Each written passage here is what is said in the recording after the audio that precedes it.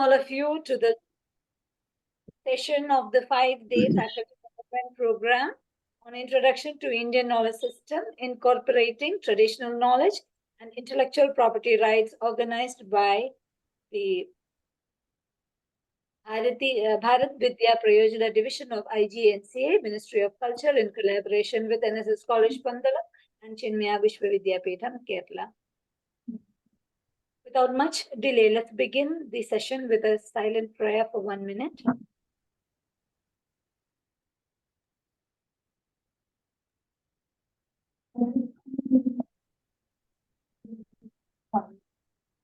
Now, I would like to welcome the speaker,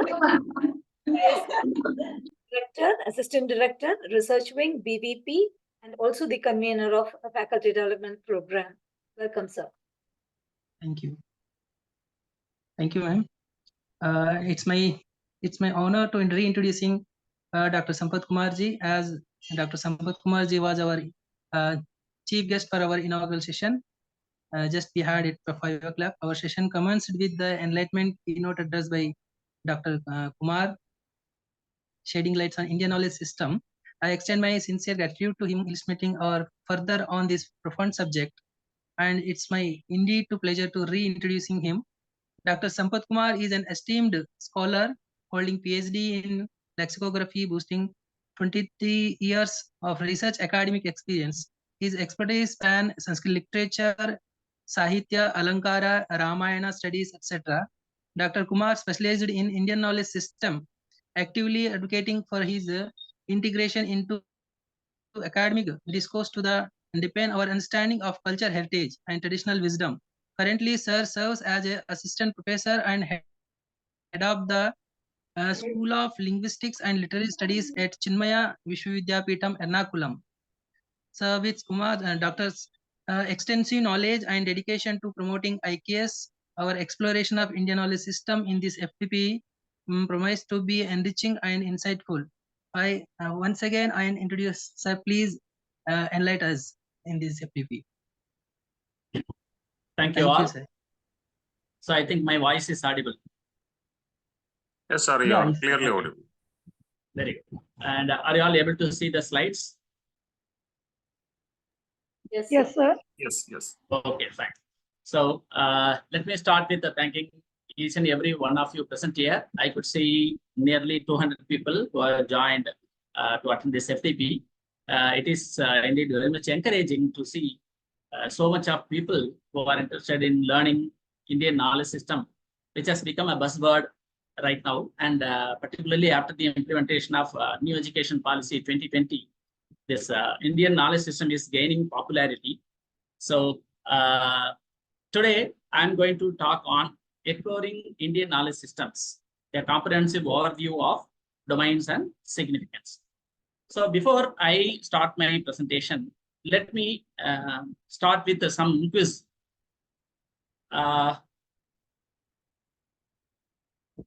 So here you can see a picture. Can you identify this picture? Okay, this is a picture of a temple. This temple is called Sri Surya Narayana Temple. It is in the village called Arasavalli in Srikakulam district of Andhra Pradesh. And can you guess what is so special about this picture? Okay, you reserve the answer. We'll discuss it later. Now let me show you the next image. I think for people from Kerala, this is very, very easy for you to identify this temple, right? So this is the Pradhana Gopuram in the Thiruvananthapuram. Yes. I request all the participants to please mute yourself. It will be disturbing others. Thank you.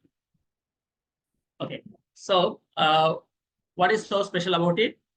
You can see the orbit of the sun moving through the Dwara, Gopura Dwara. It has got a 5 window-like panel, and the disk of the sun, while setting, it is exactly passing through each and every window in that Pradhana Gopura. So let us go back to the previous temple. So here also you can see this is the rising sun at the time of morning around 6 to 6:30. The sun rises. The light of the sun directly goes to the Garbhagraham of the temple and touches the feet of the idol. This happens every year on March 9th and 10th. And similarly, during September, the same thing occurs. There is October 1st and 2nd. Again, the sunlight reaches the idol. So here, the Padmanabha Swami temple is seen at the backside of the setting sun. So this phenomenon happens every year on September 23rd. So does it ring some bell? Yes, it is the day of the equinox. Equinox means, if you don't know, you can take your mobile phone and Google it. So equinox is the day when the day and night have equal duration, exactly 12 hours, 12 hours. So that is called equinox. A beautiful spectacle is on display here at the Sri Padmanabha Swami temple. The setting sun passes through all 5 windows of the temple Gopura. Okay. Now let us move on to the third image. So this image is again another temple. Here the Garbhagraha is shown, and the linga here is called Chaya Someshwara. Okay, so Chaya Someshwara temple, it is in the Nalgonda district of Telangana state. Okay, so now let us try to connect all the 3 images. First, I showed you the image of Sri Surya Narayana temple, second one Sri Padmanabha Swami temple, and the third one Chaya Someshwara. All these 3 temples are built with a wonderful architecture in alignment with the movement of the sun. Particularly in a year, on 2 days, the rays of the sun reaches the main idol at the Surya Narayana temple. And on the day of equinox, the orbit of the sun passes through the window of Sri Anantapadmanabha Swami temple. And in the beauty of the third, this present Chaya Someshwara temple is, in front of this Garbhagraha, there is a mandapa.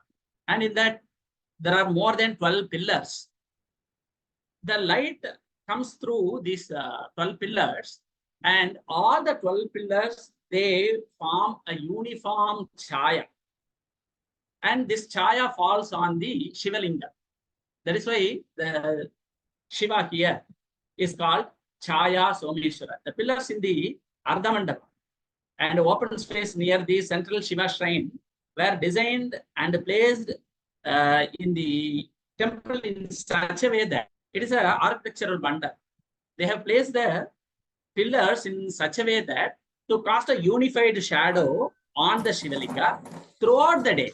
This is not, see, in the Surya Narayana temple, the rays come only during the rising. Similarly, the sun orbit passes through the windows of Thiruvananthapuram Gopuram during the sunset, whereas here, throughout the day, that is starting from the sunrise till sunset, the shadow, unified shadow of all the 12 pillars fall on the Shivalinga. Here, the another beauty is, even if you block some pillar, one among the 12 pillars, the shadow will still fall on the main shrine. Okay. Now, a majority of people are from Kerala. I have included many examples from this state itself. Can you identify this? I think most of you would have easily identified this. Yes, this is the world famous Aranmula Kannadi, a mirror without glass. I know for some people who are not part of Kerala, this might be wonderful information. So this is the ancient mirror technology without using glass. So here, the alloy of metal is shined in such a way that it resembles like a mirror. People can easily see their face on this mirror. And this sheet is not only shined and presented in that way. Look at the art craft and the work, the creativity and extraordinary engineering marvel, alloy, everything put together. This is another wonderful invention of our ancestors, which is passed on to generation after generation. Okay, so this is Aranmula Kannadi. Now, before we move on to the next slide, let me tell you, building a temple itself is a great work. So it requires very good planning, engineering, architectural knowledge, Vastu Shastra, everything put together. Apart from that, if you also have to build a temple in alignment with the movement of the sun, then you have to know about the Grahachara, the astrological prediction calculation should be so precise. Only then such a formulation, such a formations can be built. Is it not wonderful? These temples were built some 1,000 years back. It is not built recently.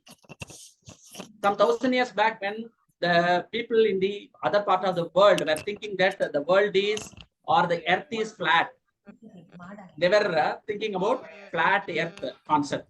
But we have developed the Bhugola system. The very word Bhugola says that Bhu, this earth is Gola, spherical in shape. So that is our science. So we had extraordinary contribution and knowledge in astrology, astronomy, science, maths, architecture, engineering, technology, and particularly in Aranmula Kannadi, it is a mixture of many metals coming together. This is one example. There are so many Panchaloha idols that are made in India. And do you know how it is done? Which is elaborately described in many Shastras. It is called Madhu Uchishta Vidhana. Madhu Uchishta Vidhana. Vidhana means creating the idols by Madhu Uchishta. Madhu means the honey, and Madhu Uchishta means the wax that we get from the honeybees hives, you know. So they collected the wax from this honeybees hives. With that, they first make them a dummy model of the statue, whatever they want to design. And later, they will cast the malted liquid form of metals, not 1 or 2 or 3. 5 different kinds of metals in a particular proportion. They will pour it, they will make it as a single component, and they will carve out beautiful sculptures. They are all continuously smuggled to foreign countries. All those Panchaloha sculptures you will not find in India. Many of them are already looted periodically by so many invaders, starting from Muhammad Ghazni, Ghori, this, that, until the time of British. They were systematically, periodically smuggled, taken away, looted, plundered, and you can find those in their in foreign countries, in their museums and everywhere. See, if you want to prepare Mysore Pak, one of the popular variety of sweet in our home, there also the mixture of ingredients is there, and at times we will not be able to make the Mysore Pak properly. Sometimes it will be undercooked, where it becomes gooey consistence like halwa, or it is overcooked, it becomes like a hard brick. But I'm talking about our ancestors who had the clear-cut knowledge of mixing 5 different kinds of metals together, forming alloy. And look at the Aranmula Kannadi, it is polished in such a way that it resembles like a mirror. So nowadays we have got fast rotating blades, everything RPM per second, like 1,000, 2,000, 3,000. Even such machines cannot give you a product like this. And the secret behind the Aranmula Kannadi is kept as a secret within some close-knit family. And this knowledge is passed on to them from generation after generation. Okay, so India is such a rich country. That is why it is called Bharat. Bharata means, Bha means knowledge. Rata, we people were always indulged in accumulating knowledge, creating knowledge, sharing knowledge. And we were also very, very rich. Let me show you another example to show how rich India was. Frequently, there were a lot of efforts made by foreigners to come to India, right from the day of Christopher Columbus, Vasco da Gama. They're always trying to find the route, sea route to India. Why do they want to come to India? Because India is the land of rich. They wanted to come to India to take away so many things. At that time, when Vasco da Gama started his mission, he built the largest ship. Vasco da Gama ship was the largest at that time. And he set on his voyage, travel, and he could not find the way to India. He was lost somewhere in the ocean of near Africa. So at that time, he could see Indian ships which were 10 times larger than his ship. He was simply astonished. I'm not telling any mythological story. Vasco da Gama himself writes in his logbook that Indian ships were 10 times larger than European ships. And one of those ships, they are all Indian ships. They went to Greek, Rome, Italy, and here towards east, like till Japan, and in west till South America, like that. They were exporting a lot of goods. And while returning, one of the ships that took Vasco da Gama to India, they showed him the route, how to reach India, and they took him near Kerala. So this is how Vasco da Gama came to Kerala, and he came here for buying all the spices available in India, right? Let me show you a small video here. This is called the Knight's Tour, which is a mathematical puzzle-like thing, which involves the chess game. Okay. I don't know whether it is playing. Okay, so it is not, yeah, you are lucky, it is playing. Of course, this is not the video. This is only the advertisement. Just wait for a few seconds. Sir, just showing the link only. Then after this, it will play. Yeah. So this is about the nice tour, where the problem is in the chess box, there are 64 squares. The horse piece should go to each and every particular square and finish its tour. It is called the knight's tour problem. And during 19th century, it was the solution was given by Euler. But in 14th century itself, the great poet called Sri Vedanta Deshika, he gave the solution, that too in a form of a sloka. He has written a beautiful kavya called Paduka Sahasram. In that, he offers this solution in the two slokas, sloka number 925 and sloka number 926. So the first sloka is like this: Tiragasam Sadaradhya Vihataka Tatamata Satpaduke Sarasama Rangaraja Padam Naya. So this sloka is written 2 times in this chessboard. So this is the Anushtup sloka. In Anushtup sloka, there are 8 letters in each and every pada. So you can write the 4 padas in the first 4 boxes of chess. Again, the sloka is repeated 2nd time. Stiragata Sadaradhya Vihataka Tatamata Satpaduke Sarasama Rangaraja Padam Naya. Like that. Okay. Now, what is the solution for this? I'll also show you the solution. Okay, here comes the solution.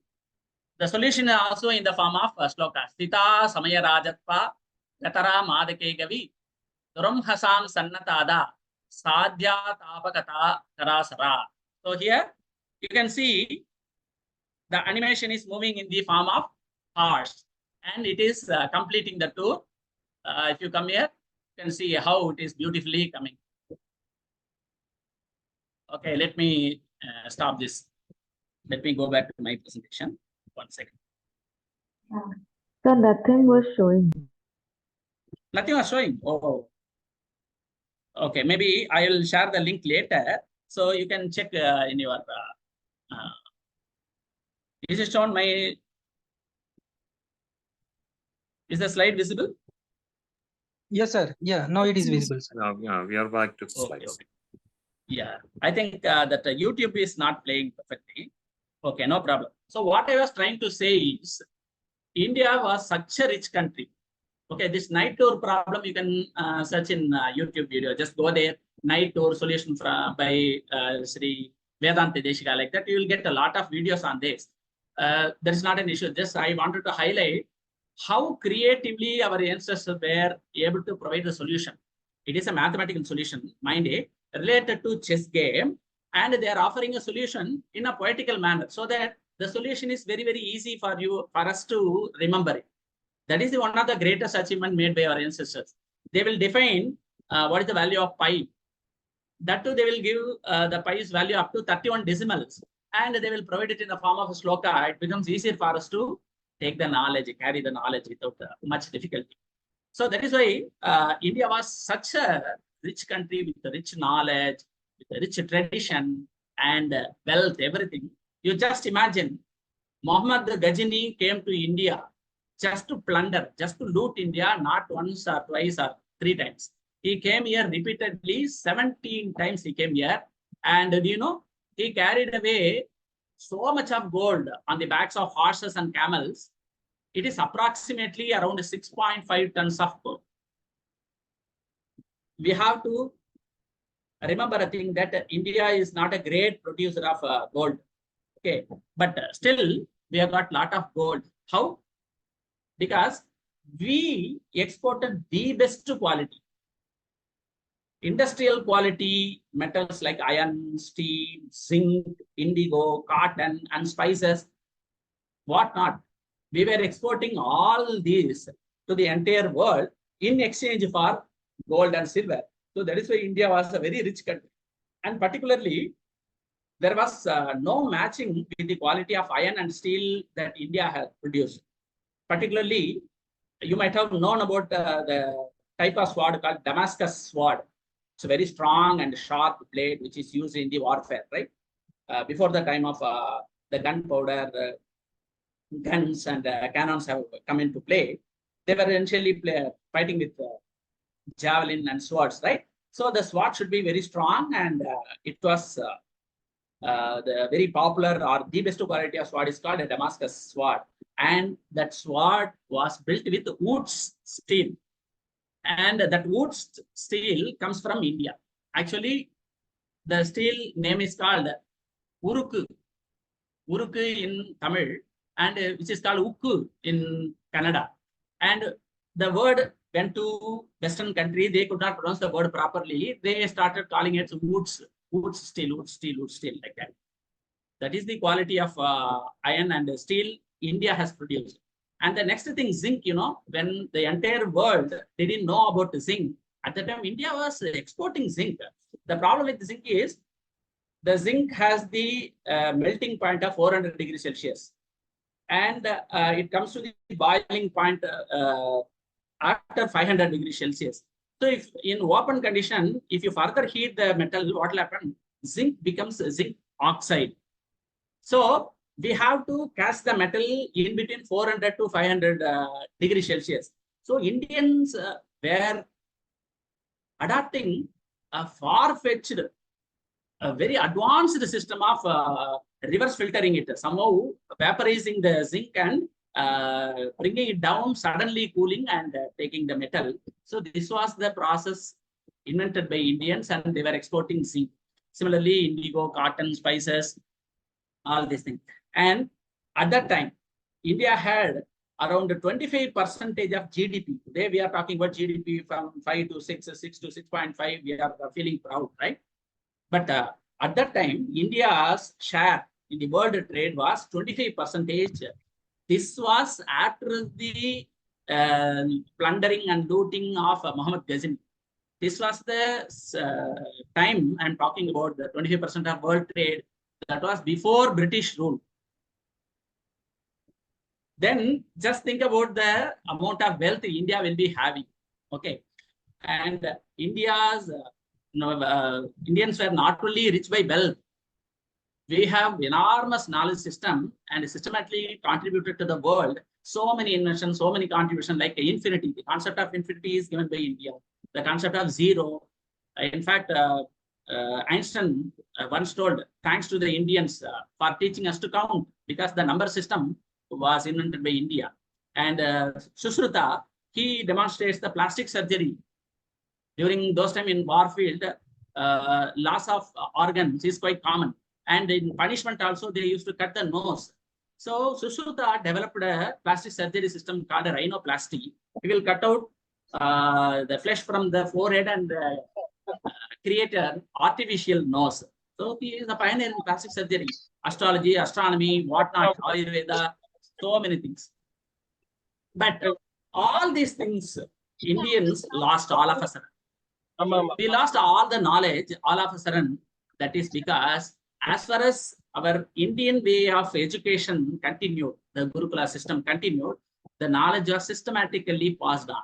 But here comes our great man called Macaulay, who was sent by the British government. He makes a beautiful survey throughout India and he submitted a report to England. I have taken some excerpts from his report. This is the famous Macaulay's Minute on Education, which was presented in Calcutta in 1835 on 2nd February. It's a 8-page document. It is available on Google. You can search it yourself and read it. If you read it thoroughly, your blood will boil. I'm just highlighting one or two passages here. In one place, he says, I have never found any one among them refers to Indians, one among the Indians, who could deny that a single shelf of a good European library was worth the whole native literature of India and Arabia. See, look at the vast literature content of India and Arabia, and he is comparing that with the European libraries, one single shelf. Okay, this is a challenge for you are all attending, the scholars who are attending this FDP. You have to ask this question and you have to come with the rebuttal. And in another paragraph, he says, all the historical information which has been collected from all the books written in the Sanskrit language, mind you, Macaulay doesn't know Sanskrit at all. He came to know very little about the content of Sanskrit literature by translation. That's it.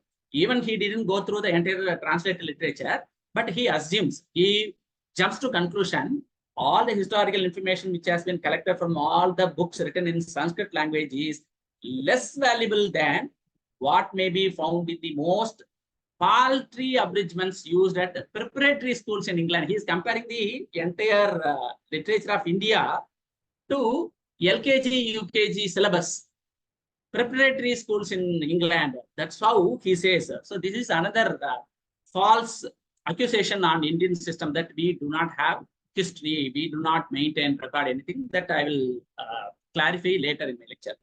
But before British came, what was Bharata, the land of learning? What are all the things we had? We had the greatest Takshashila University. We had the very popular Nalanda University, Mithila University, Vallabhi University, Vikramshila University, Sharada Pita, and so many other schools of knowledge. And every now and then, every here and there, you will find a lot of Patashalas and Gurukulas. So India was never illiterate, India was never ignorant. In fact, we had foreign students also, and we have records for them also. We had continuous students from the land like Indonesia, Java, Sumatra, China, the popular travelers like Yuan Shuang, Yit Sing. They all made historical records about their travel to India, about the system of education in India, what are the subjects taught here, how did they learn everything, and all these things are available. I'm not telling any joke. So now, where all the knowledge system was there, how the knowledge was systematically maintained in India. So it is called Chaturdasha Vidyasthana. Vidyasthana means the source of knowledge, and they are Chaturdasha, 14 in number. So they are very beautifully present in the form of two slokas. One is in Mahabharata, the second one is in Vishnu Purana. The first sloka enumerates 14 Vidyasthana. The second one enumerates 18 Vidyasthana. Okay. So for all these things, be it 14 or 18, the fundamental foundation is Vedas. They are 4 in number. You all know that. And there are 6 Vedangas for them. They are Siksha, Vyakarana, Chandas, Nirukta, and Jyotisha, Kalpa, finally. Then apart from that, we have Upangas for them. They are Mimamsa, Nyaya, Puranas, and Itihasas. In Puranas, we have got 18 Puranas, and Itihasa, Ramayana, and Mahabharata. Okay. Now, if you come to 18 Vidyasthana, apart from the 14 I have already enumerated, we have got 4 Upavedas. They are Ayurveda, Dhanurveda, Gandharva Veda, and Arthashastra or Sthapati. Okay, let us take a small overlook about the contents of each and every Veda here. So when we first talk about Vedas, they mostly comprise the prayers and hymns in praise of specific deities. That is Rik. Yajus, it is a ritualistic root. By nature, it is ritualistic. It is derived from the root yaj to worship. From that, we have the nouns like yaga, yajna, everything is coined from. It contains the rituals with the formula that the attending priest chants before the yajna fire. Then we have Samaveda. It is the same Rik which is set in a particular tune that will be sung during the performance of a yaga. And Atharvana, it is a knowledge storehouse of Atharvanas. Procedures for everyday life includes economics, state affairs, trade and commerce, building and construction, also called Sthapatya. Then the word Veda, the very word itself says what is the meaning of Veda. So the Veda is derived from the root called Vid Saktayam, as it is Vidyate Veda, or with to know. So it is called a knowledge, or with Vicharane to discuss. It contains a lot of intellectual discourses and discussions, and with Praptau to obtain Vidya Vindate Amritam. We have to get knowledge from them. So for all sort of knowledge, Vedas are the foundation. Vedaha Akhila Dharma Moolam. Vedo Kilo Dharma Moolam. Because it is in the Vedas, they have set the code and context for Dharma. And Patanjali says, Shadango Vedo Dhyayo Nyayasya. So that means not only Vedas. Excuse me. Participants, please mute your mic. Sunita madam, please mute yourself. Sunita madam, please mute yourself. పచ్చిబిడ్డలు పోకపోతే అని పోయినా పోయే మటుకు వాళ్ళు ఇచ్చేసిండ్రు already Ambedkar statue దగ్గర U turn తీసుకుంటున్నాం అని చెప్పింది. Thank you. So this is the content of Veda, which is considered to be Apaurushaya. As Westerners repeatedly say, it is not written. It is our belief that Vedas are revealed knowledge. They are received by the rishis. Rishis are not the writers of the Veda. They are called rishayaha or mantra drashtaraha. They saw the mantra, the knowledge was revealed to them, they received and passed it on to us. That is why they are called seers. Seers mean those who can see the mantra. Sakshat krita dharmanaha rishayaha. That is how Yaska defines the rishis. Okay. Then Vedangas. The Siksha talks about the phonetics, Vyakarana talks about grammar, Chandas, prosody. Prosody means the meters, how to write poetry, everything. Nirutta, etymology about the formation of a word. Jyotisha, astronomy about the movement of the stars, planets, everything. And Kalpa, rituals. So this Kalpa is classified like a Shrauta, Dharma, Grihya, and the Shulba. It is here in Shulba Sutra that we have got a lot of geometrical construction because it talks about the construction of the altar. So the altars are to be constructed in various shapes like a square, rectangle, triangle, circle, everything. And just with the help of a stick and a rope. Shulba Sutra. Sutra means rope. Just with this help of a stick and a rope, they could build a lot of geometrical shape. If we have a stick and a rope, what is the shape we can easily draw? We can easily draw a circle, right? Placing the stick here and take the rope around the stick. So easily you can draw circle. But with the basic shape of the circle, they have developed so many geometrical shapes like a triangle, square, rectangle, and everything. Then in Upangas, we have got 4 more like Mimamsa, Nyaya, Purana, and Itihasa. Then there are 4 more Upavedas. They are called Ayurveda, life science. Luckily, still thriving in our country, but it is very, very popular in outside India. Rather than in India, we have adapted to Western medication. I'm not finding fault with it. Good, very good. But Ayurveda is very popular in foreign countries. They have realized its complete value. Dhanurveda talks about the weaponry. Gandharva Veda, of course, fine arts, music, and the achievement of Indians, the contribution of Indians in the field of music and art is unparalleled. There is no doubt about that. And Sthapatya Veda, it talks about architecture, engine, and engineering. Now let me come to the important question. After listening to all these things, some of us may still feel that why IKS? Why there is a need for this IKS? Okay, I do agree that Indians have achieved a lot. They have developed a lot of literature. Everything is present in the form of Vedas and Upaveda, blah, blah, blah. Okay. But why should I? Because majority of them deal with spiritual knowledge, religious knowledge. Right now, I'm not ready for all this philosophy. After retirement, let me think about the philosophy and moksha, everything. So I'm not interested. Even the very same students who study Sanskrit, they also have this misconception in their mind. What is the relevance of this Sanskrit text or IKS text?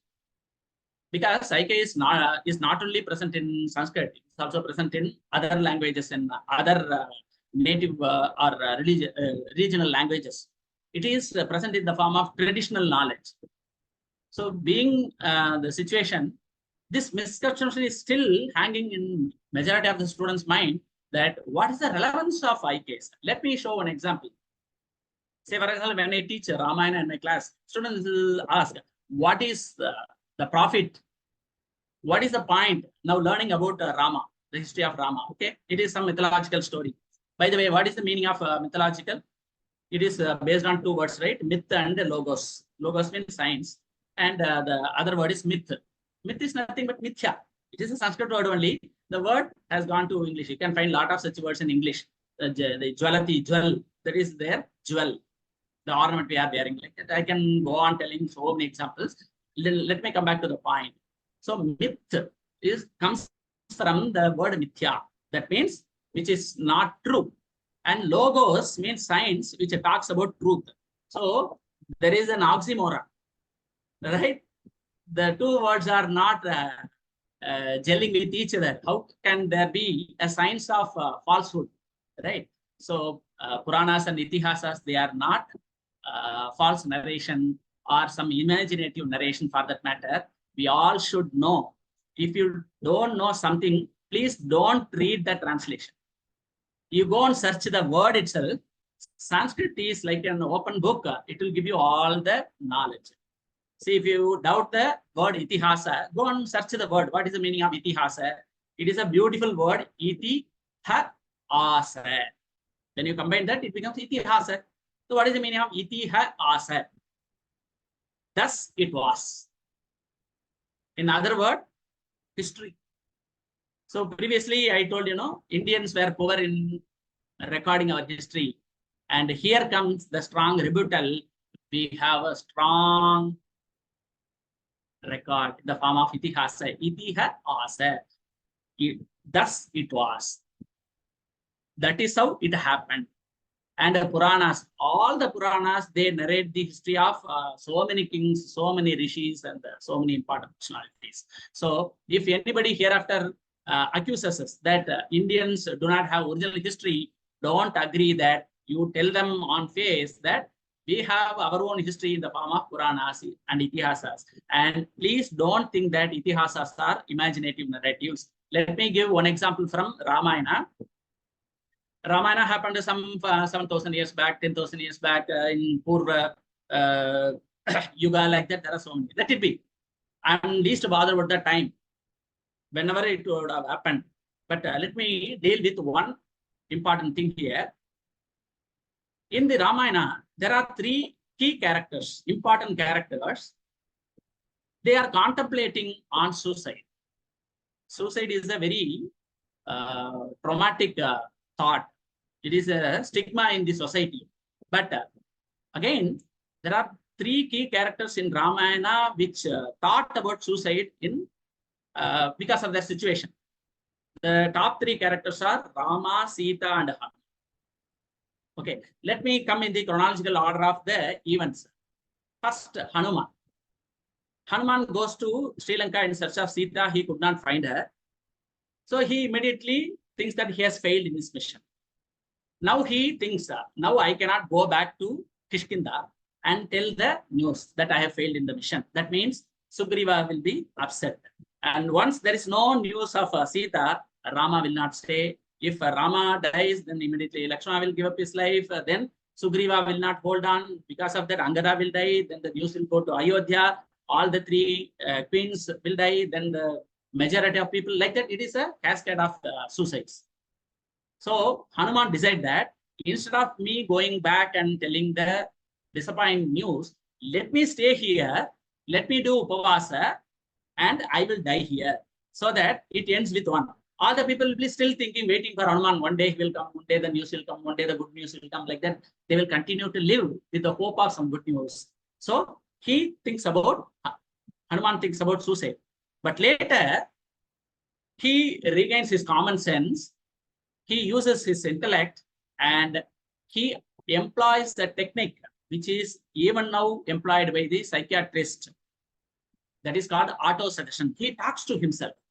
He talks to himself and makes sense, and he goes to search Sita for the second time and finally locates her in the Ashoka Vatika.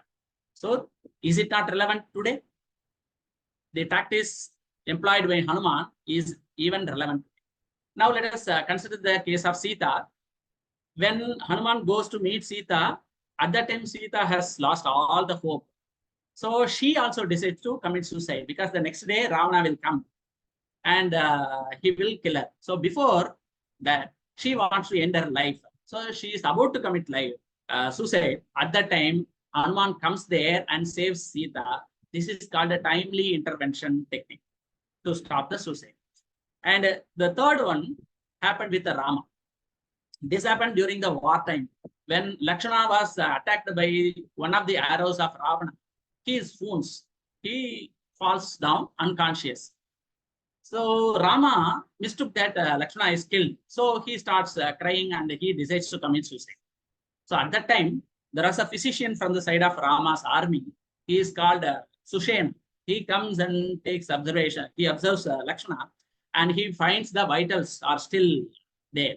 And he suggests that Lakshmana is not dead. He is in coma state. If the herbs from Sanjeevani Parvata is brought back, then he can be alive. So he suggests to bring that and he counsels Rama. So this counseling technique is still relevant in the industry of psychiatry. Okay, so even though there are so many aspects, I can talk about the dharma perspectives of Ramayana for more than a month.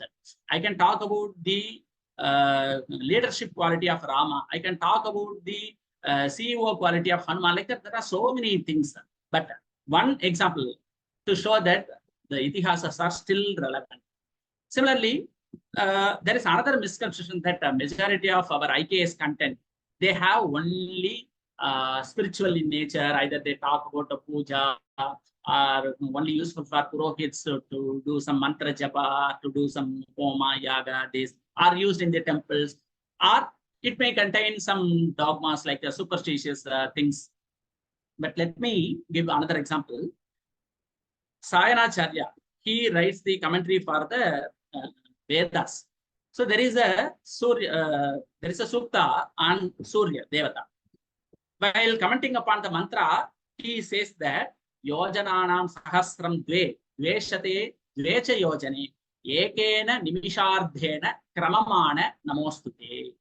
So he mentions the sloka, which is a prayer to the God Sun. Ekena nimishardhena. Eka nimisha means 1 nimisha. Nimisha ardhen means in half nimisha, the light of the sun comes to the earth. It crosses so many distances. So here he talks about the speed of light. He gives the clue here, yojananam sahasram dve dveshate dvechojane. That means the sunlight is passing. See, the light of the sun is passing through within half a minute. So let me explain this. Nimishartha is half of a nimisha. Yojana is a unit of distance and nimisha is the unit of time. So he gives 2 measurements here. So the Moksha Dharma Parva in Shanti Parva in Mahabharata, that describes a nimisha as follows. 15 nimisha is 1 kashta, 30 kashta is 1 kala, 30.3 kala is 1 muhurta, 30 muhurtas is 1 divaratri, that is day and night.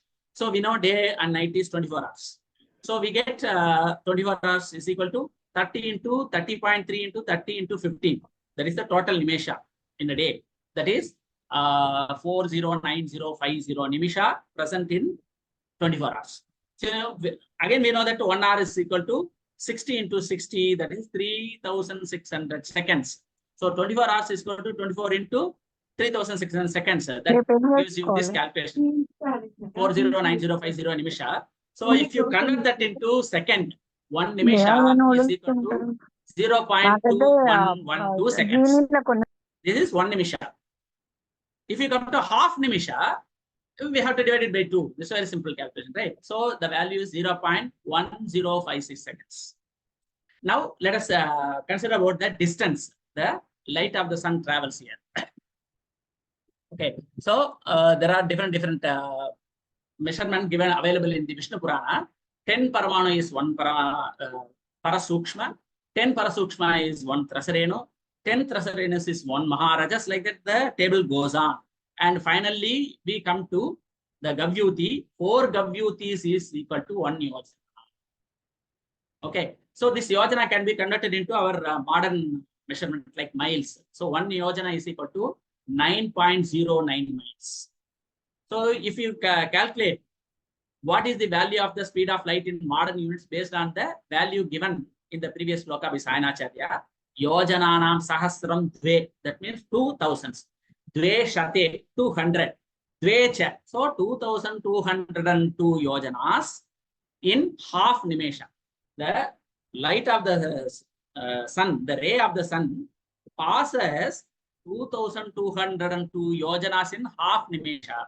Okay, now if you calculate it, then the final result will be yes, 189,547 miles per second. So this is the value we get as per the shloka written by Sayanacharya. Now, what is the modern science say? As per the modern science, speed of light is 186,000 miles per second. Just look at the difference, which is very close. And Sayanacharya is not writing any text on physics or the speed of light, by the way. He is only commenting upon the Veda mantra. And casually he gives knowledge about this. Similarly, there are so many texts which gives us knowledge about mathematical or astronomical knowledge or astronomy, astrology, or physics, chemistry, or metallurgy, or statistics, or art craft, statecraft, Arthashastra. You go to Arthashastra, how many valuable knowledge is hidden there, which are relevant even today. So we cannot say that IKS is meaningless or it is irrelevant or it doesn't have any value. It is cherishable, very, very useful wealth.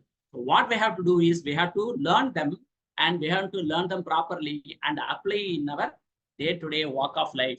Only then we will be doing justice to this IKS. So with this, let me conclude my presentation. I thank you all for your patient hearing. And I also thank all the authorities for giving me this wonderful opportunity to share my little knowledge with you all people. Namaste. Dhanyawad. Thank you, Sampath sir. That was indeed a great session. Keeping all of us engaged and engrossed in the nuances of the various domains and challenges of the system. And you have also given us a clear historical narrative about of India and its trajectory. Thank you so much, sir. And now I would request the participants to please come forward with your questions. The platform is open for you all for more discussions and debates.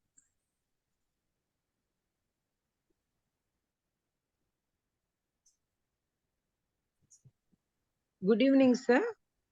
Good evening. Sir, my name is Aparna Rajhans from Hyderabad. I'm an assistant professor of Sanskrit. I don't have a question as such, but from the coming academic year, that is 24-25, from my department, that is the Department of Second Languages, we are offering a generic elective paper on IKS. I framed the syllabus after going through many government sites, including the NPTEL course on IKS. So mostly I'll be handling it. So just wanted to inform you that the students will be studying it as a generic elective paper, the UG third year students. Understood. So in this case, if you want any sort of collaboration or help from our end, I'm ready to offer that. You can always write to me. I'll share my phone number and email ID. You can always contact. Thank you so much, sir. Thank you, sir. Very grateful. Thank you. Good evening, sir. There are a few questions coming in the chat box too. Good evening, sir. Yeah, good evening. Good evening. Please go on. Sir, I'm Dr. Sundar Saravanan. I'm working as a professor in Mechanical Engineering Department, Sri Buddha College of Engineering, Alleppey, Kerala. Okay. Actually, whatever you told that Indic science. Yeah. So my question is that just one clarification. What in Ramayana, this Ravana took Sita to Sri Lanka through Pushpak Vimana. Okay, but even Rama is the avatar of the god. Okay, then why Rama is not able to make a Pushpak Vimana when compared with the Ravana? Okay, so there are so many angles to approach this question. Even though Rama is an avatar, he never declared or considered himself as an avatar. He never considered himself as God. Atmanam Manusham Manye. So wherever he presented himself, he made this point again and again because his entire motive of taking Ramavatara is to lead the ideal way of a human being. If he uses extraordinary magical power and superhuman powers, then people will not take Rama as an Adarsha Purusha. So he wanted to lead a simple human life to showcase this is how we have to live. Ramavat Vartitavyam, Natu Ravanadivat. We have to live like Rama, not like Ravana. So he didn't use any extraordinary superhuman power. Even though he can do that, he restricted himself to ordinary human being. That's why he didn't do all these supernatural things. Okay, Can I ask you a question? Sure, sure. Sir, 2 years before, I read a book that Ravana, the tale of the defeated king, by the author name I couldn't understand, I couldn't remember. The author is from Kerala only. But there, in that book, what the author wrote that Sita is the daughter of the Ravana. Because after reading that book, I just confused, but still I believe in our Hindu religious value. I understand the question. So there are so many narrations of Ramayana available in regional literature.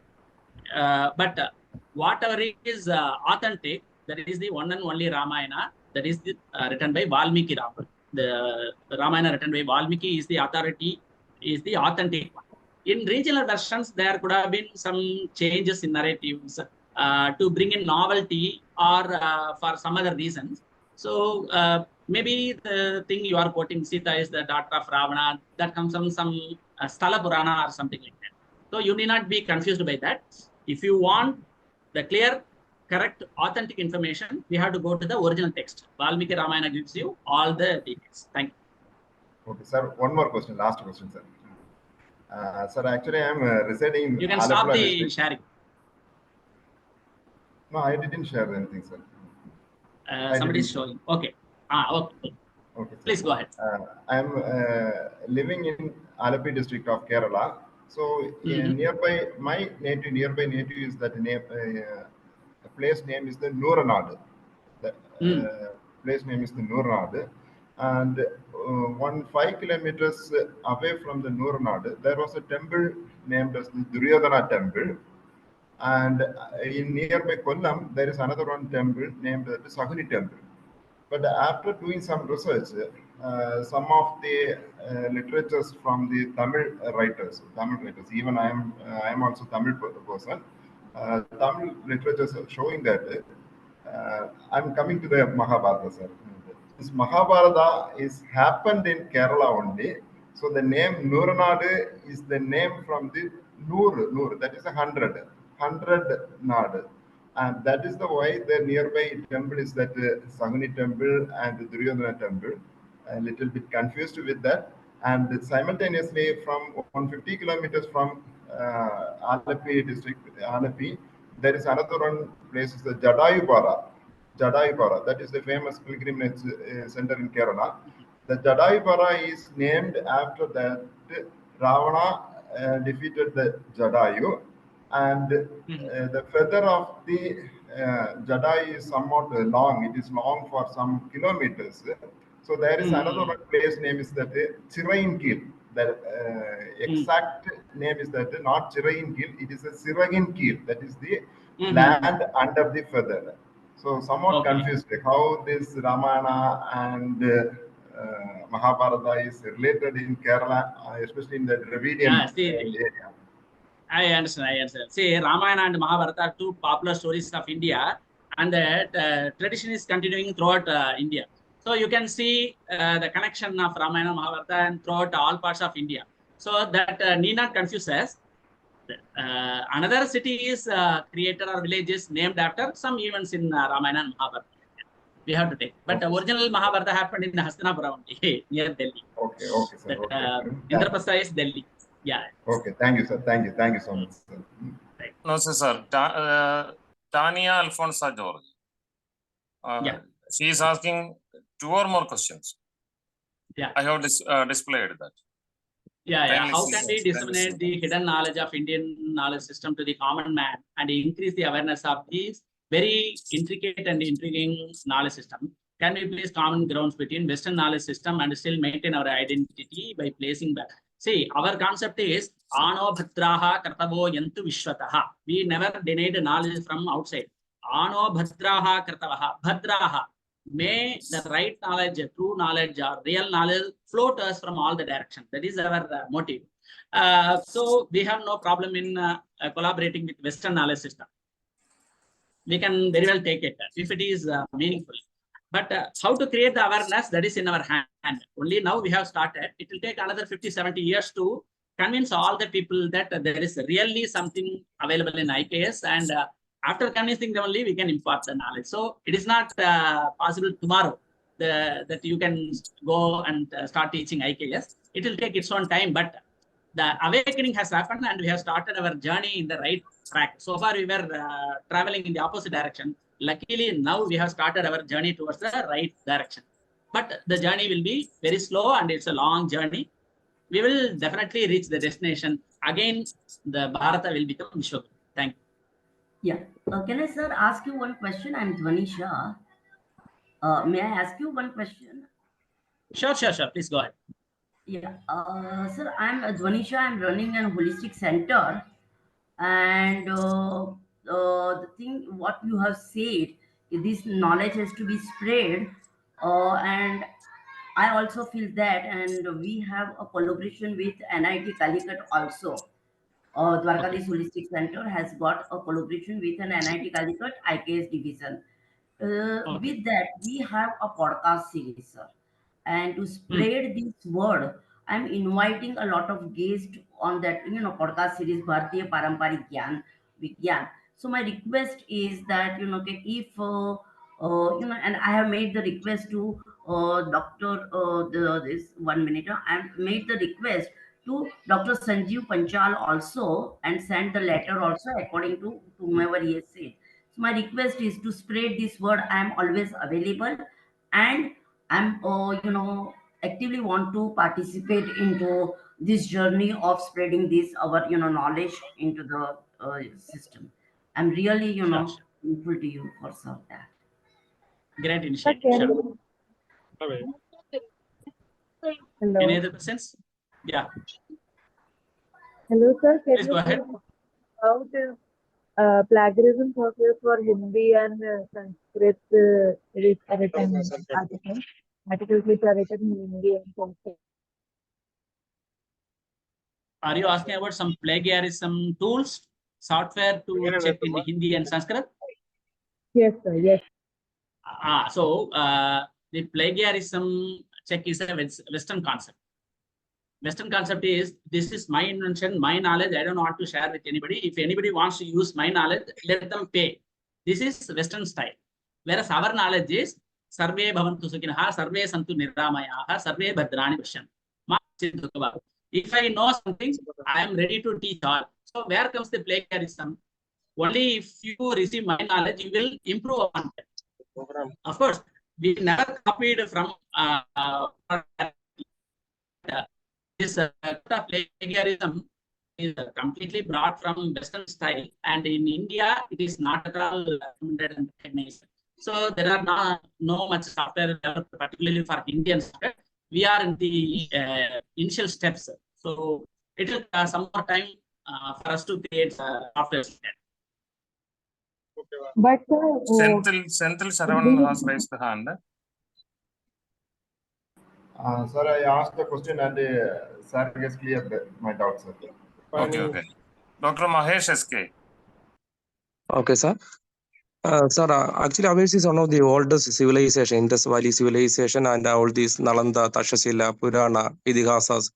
I think all these were written in some 2000 years back. One of my question is why it was written in Sanskrit, and how many percentage of the Indian population were able to understand Sanskrit at that age? And is it due to the restriction in learning we were unable to continue our dominance in this knowledge or science?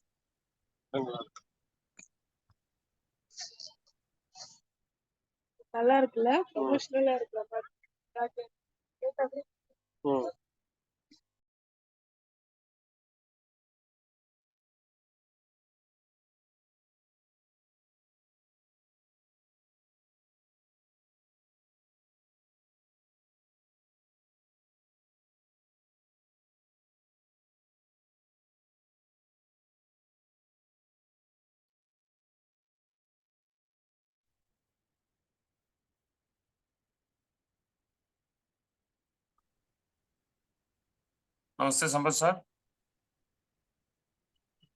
Hello. Hello. Sampath sir. Yeah, I am back. Sorry, there was a network issue. I dropped out. Yeah. Was there any question in between? Did you hear the question asked by Dr. Mahesh SK? Dr. Mahesh, please go ahead. Sir, actually, ours was one of the oldest civilization, the Indus Valley civilization, and I think all these Nalanda, Tashashila, Purana, Idihasas, and all these were happened some 2000 years back.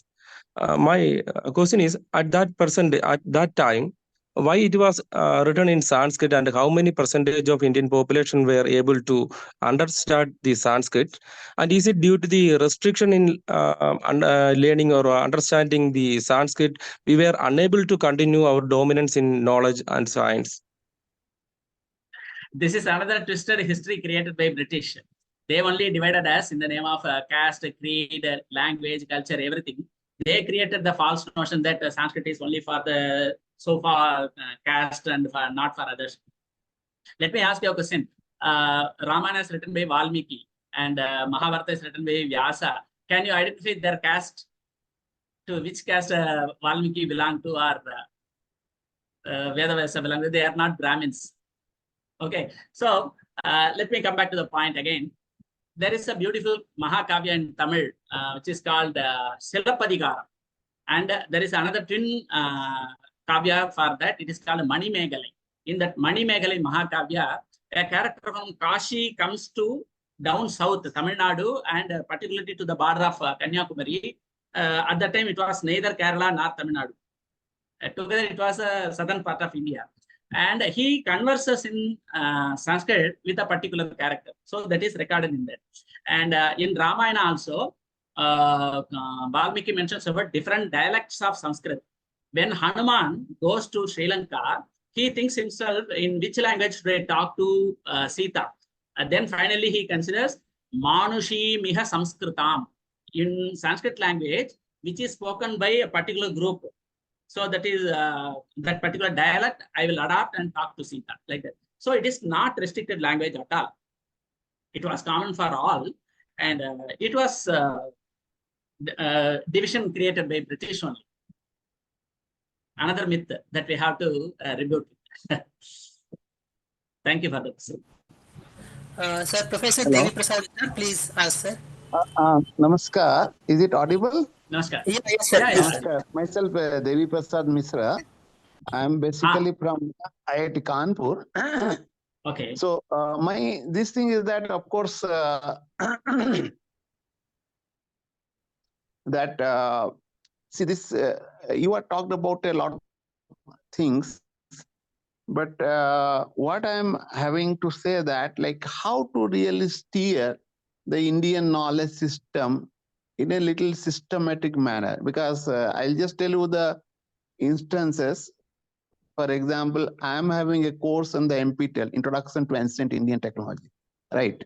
And that is a long time back. Even IKS was not coined, it was there.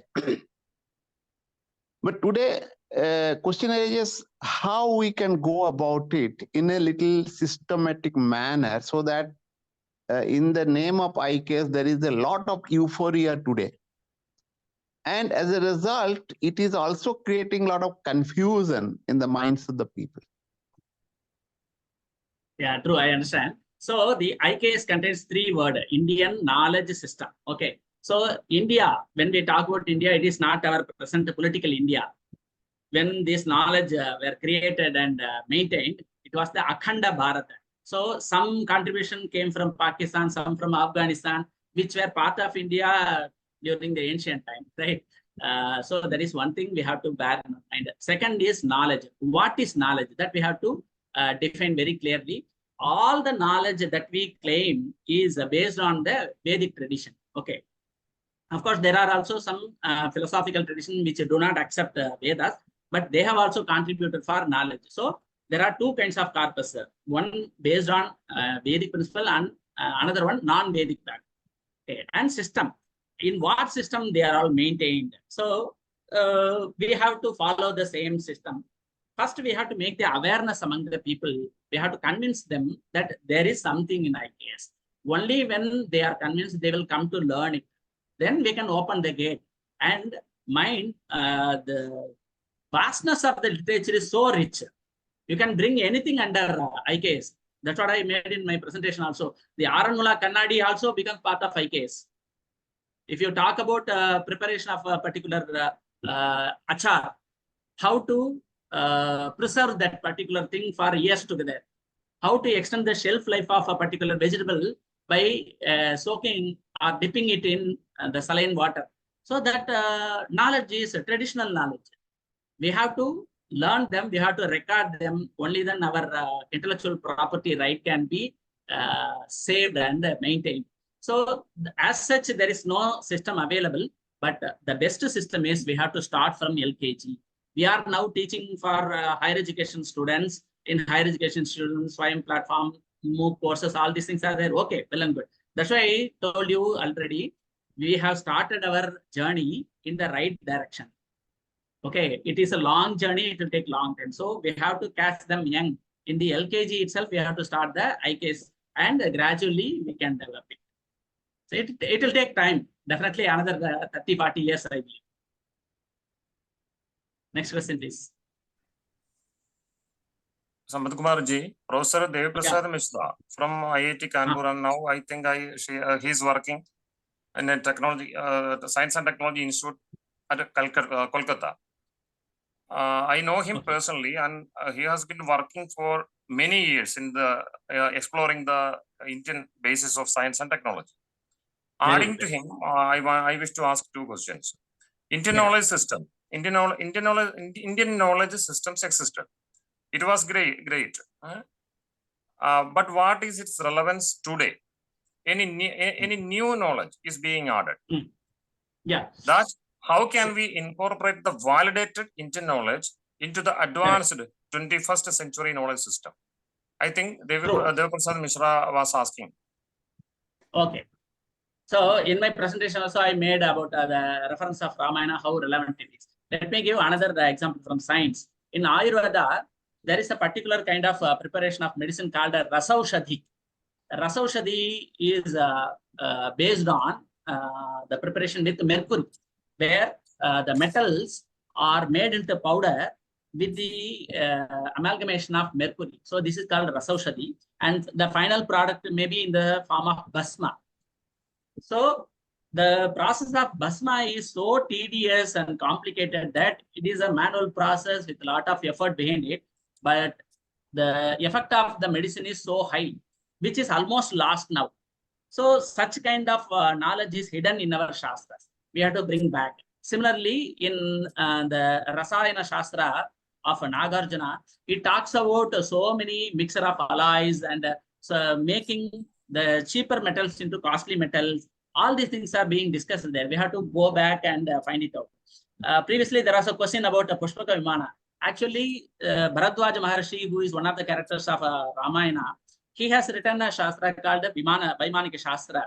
And there are discussion about 8 kinds of Vimana. We have to make extensive study on that. And even in Samaranga Sutradhara, it talks about creating artificially flying machine made up of light wood. So there are so many texts, and there is another text called Yukti Kalpataru, which talks about shipbuilding. Okay, so all such texts are either hidden here or there, and most of the texts are burned out. You know, when this Nalanda University is completely destroyed and they have burned down the library, which consists of more than 60 lakhs of palm leaves. So we have lost all such invaluable treasure. They were burnt into ashes. But some texts are still available with us. We have to do extensive study and make its relevance. Simply not taking that, not doing any research, we should not say what is the relevance for it. Of course, when we talk about Sanskrit, immediately we teach only Shakuntalam and Ramayana. Of course, that is to start with. But IKS doesn't stop with Ramayana or Shakuntalam. It goes even beyond that. So luckily, some relevant IKS still continuing is yoga, Ayurveda, and the philosophical systems. Luckily, they are thriving. But apart from that, there are so many, as I told you, metallurgy, chemistry. We were used to produce industry quality iron. One example is the iron pillar standing in Delhi, which is not resting. There are 20 such pillars available in India. So go back to Google and ask Google uncle. There are other 19 pillars available. It is an assignment for all the attendees here. 20 such pillars are available. We used to produce such thing that was curbed by the government during the British rule. So we lost the knowledge. So like that, there are so many knowledge present in our Shastras. We have to go tackle them, tap them, and utilize it. See, there is a beautiful method of a crop system, crop cultivation system, which is completely lost out. Why can't we bring it back? Similarly, the Vastu Shastra. In Kerala itself, there is a beautiful text called Manushyalaya Chandrika, which talks about construction of a house with adequate light and airflow. But today, we have stopped all these things. We have brought in the same knowledge from Feng Shui. This is a Chinese Vastu Shastra. We have more belief in Feng Shui, but we don't know anything about our own Manushyalaya Chandrika or the Maya Matam or Vishwakarma's work, all this. That we can bring it back. Even today, we are into construction, right? The construction of dam done by Karikala Chola, okay? That is standing for more than 2000 years. So there is a lot to learn from our ancestors. There is still relevance.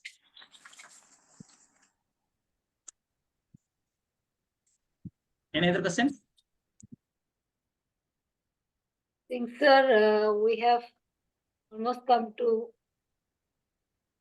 Yes, teacher, our time is extending. Yeah, we have I think already. we may wind up. Yeah. So I have shared my phone number as well as my email ID. If anybody wants to ask more question or to have contact or more collaborative such a thing, you are welcome to call or contact me anytime. Thank you. Okay. Thank you, sir. On behalf of this organizing committee, we extend a heartfelt vote of thanks to each and every one of you who has graced this academic session.